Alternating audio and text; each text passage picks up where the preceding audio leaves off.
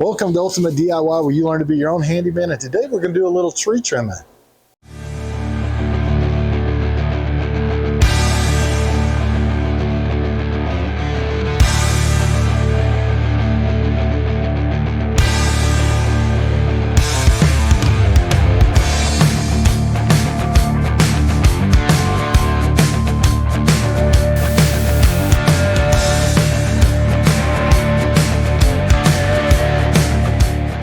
So lately I've gotten quite a few calls from customers. Insurance companies this time of year tend to go around and take pictures of homes, and if they notice that the tree limbs are touching the house or near the house, they're going to want them trimmed back. So if you're working as a handyman, that's something that you can be looking for as an extra source of income.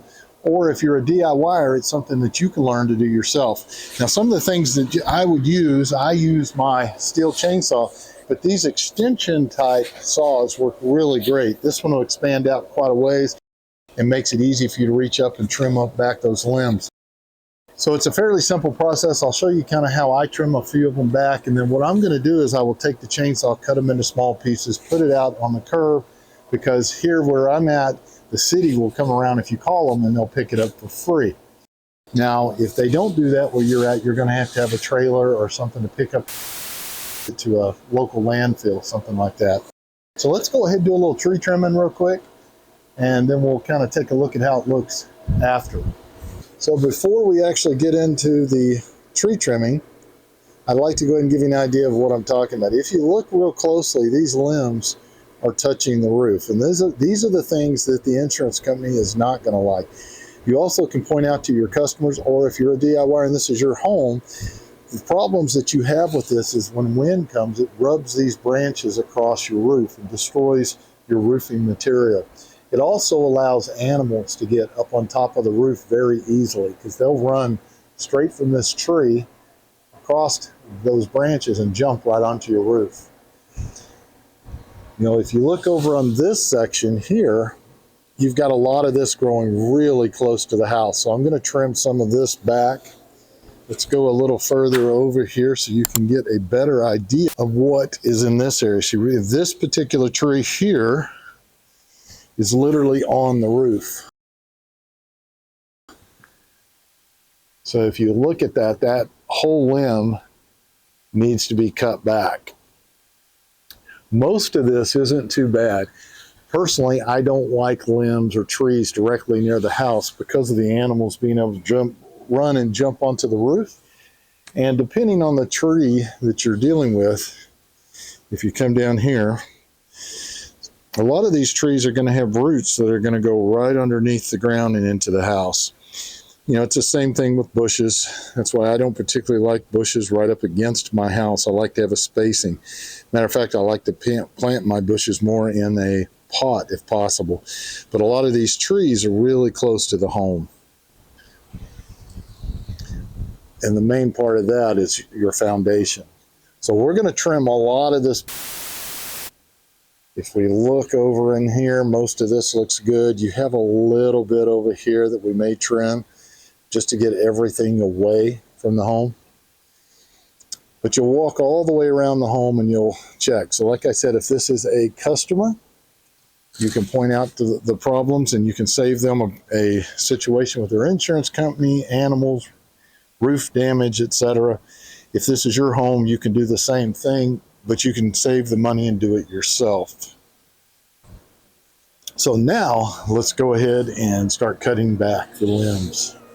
So be sure you're using pads and plywood to protect things on the ground. Now, like a dummy, the very first thing I did was go and try to cut a really long limb all the way up against the trunk. You don't want to do that. Start further out and cut your limb in smaller pieces. This will help not only make the limb come down easier and less dangerous, but it protects the blade so that it doesn't get stuck in between the wood as it falls. Now here you're going to see I actually cut a notch to help facilitate that, to make it easier to get that down. All I have to do now is just a little tap and it falls. So if you haven't used an extension saw before, it may take a little getting used to, but just hang in there. It gets easier as you go. The only thing you generally have to worry about is limbs falling and hitting you in the head. If you have a hard head, I would recommend wearing it. I'm not wearing one here because most of the limbs are very small. So I'm starting to get the hang of it again, and I'm cutting my limbs further out and working my way back to the tree trunk. I also like to make a little cut underneath, which helps the limb break away easier without getting my saw caught.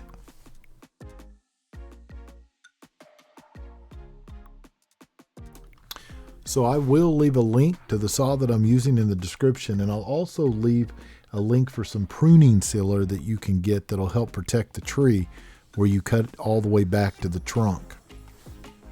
So for the next several minutes, it's going to be a lot of the same thing. I'm going to cut a lot of limbs down on this tree, and then I'm going to move to several other locations around the home. So that I don't bore you, I'm going to go ahead and turn on a little music and let you just watch a little bit. I'll go ahead and chime in a little bit later in the video.